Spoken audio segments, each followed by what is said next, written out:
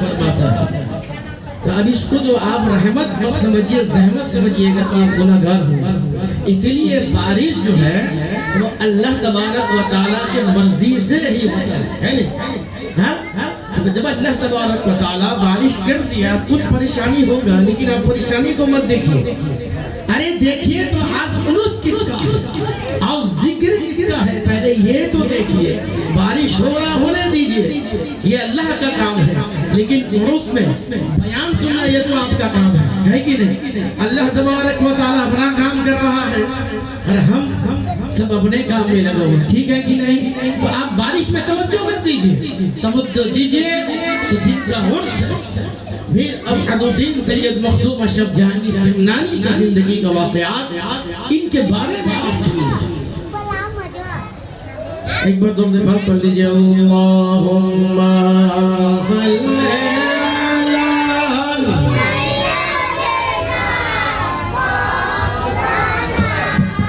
محمد وعلى آل سيدنا مولانا محمد. اللهم صل على سيدنا مولانا محمد وعلى آل سيدنا محمد مصطفیٰ کے باب کے سب پھول ایسے ہیں جو بن پانی کے تر رہتے ہیں، مرجھایا نہیں کرتے. محبت سے بڑی اللہم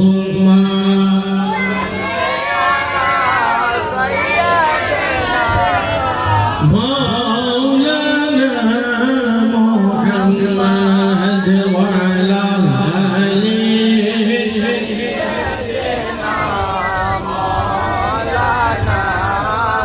یہ دربار محمد ہے یہاں،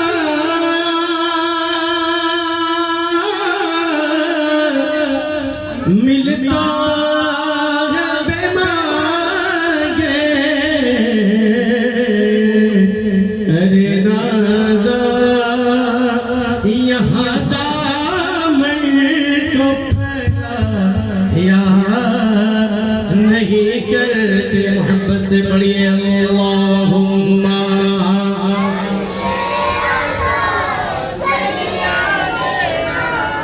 مولانا محمد وعلى آل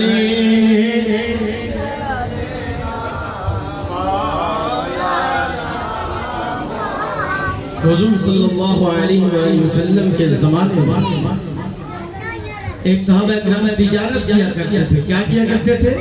تجارت سمجھتے ہیں، بزنس، کاروبار، بیبشہ جس کو بغل میں تجارت کیا کرتے تھے. تو ایک وقت ایسا آیا کہ ان کو ایک شہر سے کسی اور شہر میں جانا تھا. تو پہلے تو ہوائی جہاز نہیں تھی، کیا تھی؟ پانی جہاز. ممتاز بھائی کیا تھی؟ پانی جہاز میں صحابہ اکرام بیٹھے اور بیٹھنے کے بعد اب جہاز چلنا شروع،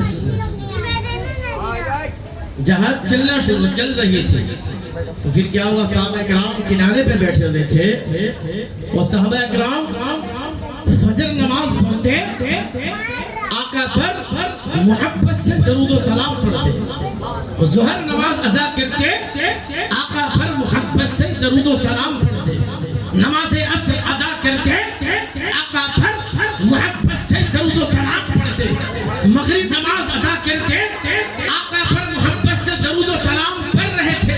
جب پڑھ رہے تھے تو ایک وقت ایسا آیا کہ وہ درود و سلام اس کے پیچھے جب سنتی ہے ایک مچھلی، تو درود و سلام صحابہ کرام پڑھ رہے تھے اور جہاز چل رہا تھا، اس کے پیچھے پیچھے مچھلی بھی چل رہی تھی. مچھلی وہ صحابہ کرام درود پڑھ رہے تھے، درود و سلام پڑھ رہے رہے تھے اور مچھلی کو درود و سلام سن سن کر یاد ہو چکا. تو پھر کیا ہوا پتہ ہے؟ 3 دن تک مسلسل وہ صحابہ نماز پڑھتے، درود و سلام پڑھتے، اور یہ مچھلی جب درود و سلام سنتی تو پانی کے اندر ناچنا شروع کرتی، کبھی ناچتی کبھی گلاٹھی مارتی. کیوں؟ اس لیے کہ مچھلی کو پتا ہے یہ درود و سلام اس پر پڑا جا رہا ہے. جو نہ ہوتا عرش نہ ہوتا، جو نہ ہوتا فرش نہ ہوتا، جو نہ ہوتا نباتات نہ ہوتا، جو نہ ہوتا جمادات نہ ہوتا. لولا کلمہ خلقت الافلاک، اے محبوب آپ کو اگر نہ بناتا نہ عرش بنتا، نہ فرش بنتا، نہ نباتات بنتا، نہ جمادات بنتا، نہ انسان بنتا، نہ فرشتہ بنتا، نہ جنات بنتا، نہ عرش بنتا، نہ فرش، کچھ بھی نہیں. اے محبوب آپ بنے تو آپ کے نور سے آسمان بنا. اے محبوب آپ بنے آپ کے نور سے زمین بنا. یہ پہلا آسمان آپ کے نور ہی سے بنا، دوسرا آسمان آپ کے نور، 7واں آسمان آپ کے نور سے، 7واں زمین آپ کے نور ہی سے بنا. یہ مچھلی کو پتا تھا کہ ہم جس کی محبت میں درود و سلام پڑھ رہے ہیں ان کے صدقے میں کائنات بنا. مچھلی خوشی ہو رہی تھی، مچھلی بڑا خوشی ہو رہی تھی. 3 دن تک مسلسل جہاد چلتا رہا اور یہ مچھلی اس صحابہ اکرام کے پیچھے پیچھے درود و سلام سنتی اور خوش ہوتے رہے. 3 دن کے بعد مقام مقصود جہاں پہ صحابہ اکرام کو اترنا تھا، جس اسٹیشن میں، وہاں پہ صحابہ اکرام نام جاتے. سنیے گا اس کے بعد کیا ہوا. وہ صحابہ اکرام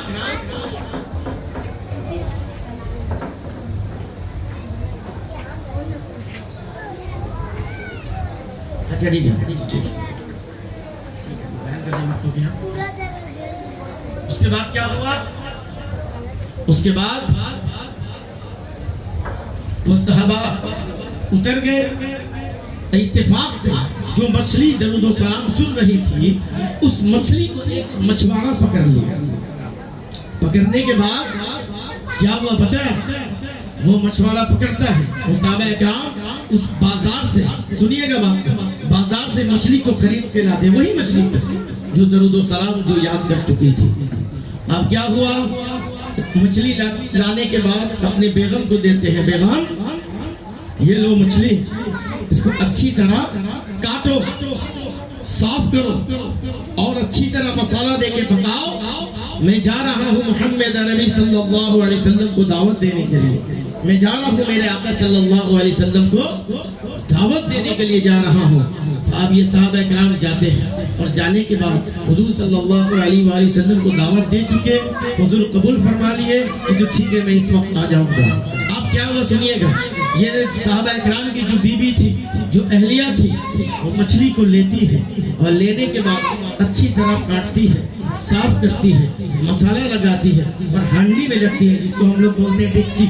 ہانڈی میں رکھتی ہے اور ہانڈی میں رکھنے کے بعد جلاتی ہے. چولہا جلنے کا نام ہے، چولہا جلتا نہیں. پھر وہ صحابہ اکرام کی بیوی کیا کرتی ہے؟ ہانڈی کو ہٹاتی ہے، چولہا میں آگ لگاتی ہے، چولہا جلنا شروع. پھر جیسے ہی ہانڈی کو رکھتی ہے پھر کیا ہوتا ہے؟ چولہا پھر بجھ جاتا ہے. اب اس سے پہلے زندگی میں ایسا میسر کام نہیں آیا کہ جب بھی چولہا جلاتی تو بآسانی چولہا جل جاتا تھا. لیکن پتہ نہیں آج کیا ہوا کہ جیسے ہی مچھلی کا ہانڈی رکھتی ہے، مچھلی چولہا جلنے کا نام ہے، چولہا جو جلتا ہے وہ بھی بجھ جاتا ہے. اب پریشان لگا رہی ہے، چولہا ہٹاتی ہے، ڈیگچی ہٹاتی ہے، ہانڈی ہٹاتی ہے، چولہا لگاتی ہے، آگ جل جاتا ہے. پھر جیسے ہی چولہے پہ لیتی ہے آگ پھر بجھ جاتا ہے. اب اس صحابہ اکرام کی بیوی پریشان، کیونکہ اب حضور صلی اللہ علیہ وسلم کا آنے کا وقت ہو چکا اور ابھی تک کھانا نہیں پکا. ذرا سا سوچئے، آپ کا گھر میں اگر کوئی مہمان کو آپ دعوت دیں گے اور کھانا ابھی تک پکا نہیں ہے اور مہمان کا آنے کا وقت ہو گیا تو پھر آپ کو کیسا لگے گا؟ بھائی پریشان ہوں گے کہ نہیں؟ ہاں پریشان ہوں گے کہ نہیں؟ تو وہ صحابہ اکرام جانتے تھے کہ حضور صلی اللہ علیہ وسلم کو دعوت، اسے صحابہ اکرام پریشان تھے. ایک وقت ایسا آیا کہ اب حضور صلی اللہ علیہ وآلہ وسلم، وہ صحابہ اکرام گھر آتے ہیں. سنیے، وہ صحابہ اکرام گھر آتے ہیں، گھر آ کے کہتے ہیں کہ بی بی اہلیہ کیا وہ مچھلی پک گیا؟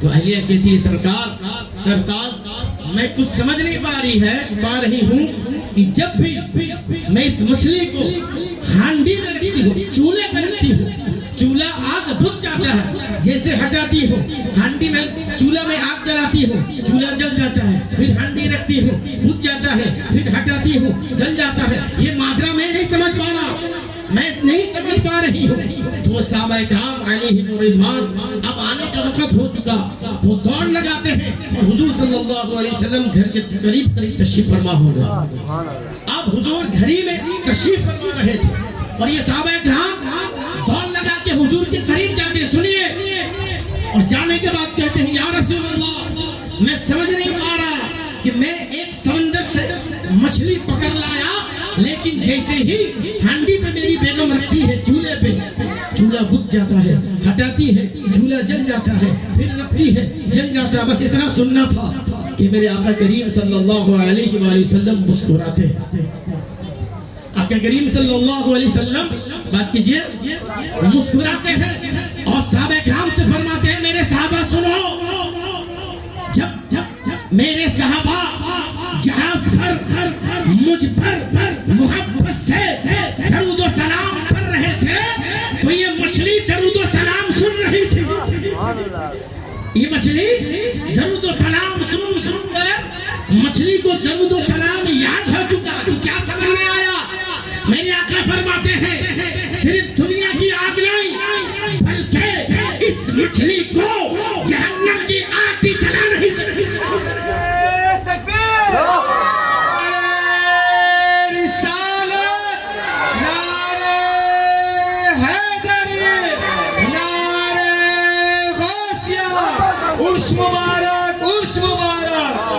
تو ابھی تک حضور کیا فرمائے؟ کائنات کی ابھی آگ نہیں بلکہ اس سے جہنم کی آگ بھی اس مچھلی کو جلا نہیں سکتی۔ آخر کیوں؟ اس لیے کہ جب میرے صحابہ مجھ پر درود و سلام کر رہے تھے تو یہ مچھلی سن کر یاد کر چکی تھی۔ تو کیا سمجھ میں آیا؟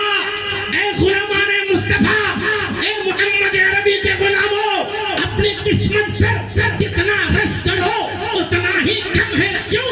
جب ایک مچھلی کو درود و سلام کے صدقے میں جہنم کی آگ نہ جلا سکے تو اس کی امت جو صبح ہو شام ہو ہمارا نبی رحمت پر محبت سے درود و سلام پڑھتے ہیں، اس امت کو جہنم کی آگ کس طرح جلا؟ جب اس مچھلی کو جہنم کی آگ نہیں جلا سکتی تو پھر اس کی امت کو جو محبت سے آقا صلی اللہ علیہ وسلم پر درود و سلام پڑھے گا اسے بھی جہنم نہیں جلا سکتی۔ تو پہلے ہم لوگ کو درود و سلام پڑھے تھے، لیکن کیا کیا تھا؟ ادھر درود و سلام پڑھے تھے۔ آئیے نا کچھ دیر آقا پر محبت سے درود و سلام پڑھتے ہیں، پھر انشاءاللہ بیان محبت سے درود و سلام پڑھ لیجئے، شاید یہی درود و سلام میرے آقا قبول فرما لے تو ہم شب دنیا و آخرت سمجھ جائیں گے۔ محبت سے درود و بات پڑھ لیجئے، اللہم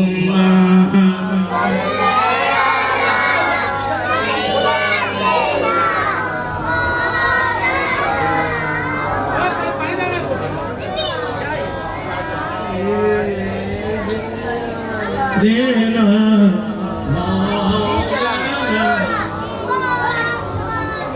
اللہم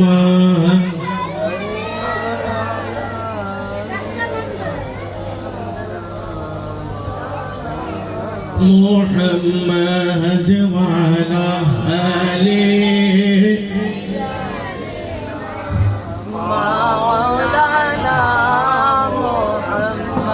سمجھ میں آ گیا؟ درود و سلام کا برکت محبت سے پڑھیں گے تو انشاءاللہ تبارک و تعالی ضرور ہم جنت میں جائیں گے۔ تو آج بڑا حسین موقع ہے اور میں نے جس آیات کے کریمہ کا آج میں نے تلاوت کا شرف حاصل کیا، سلیس ترجمہ آپ سب سے گزارش ہے کہ جتنے ہمارے بھائی نہیں آئے ہیں، محفل کے کارروائی شروع ہو چکی ہے، جلد سے جلد تشریف فرما ہو جائے۔ اللہ تبارک و تعالی ارشاد فرماتا ہے، سنیے،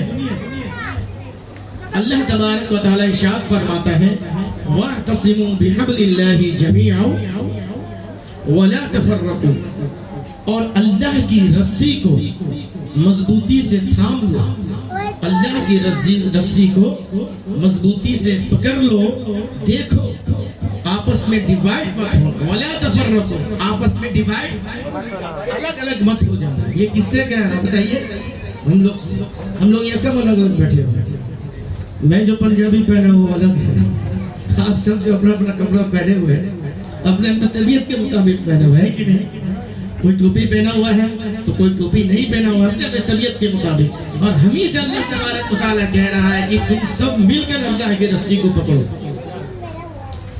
یہ آیات ہے سورہ آل عمران۔ کیا چیز؟ ذرا بات کیا کیجیے تاکہ ہم کو بھی ذرا سمجھ میں آئے۔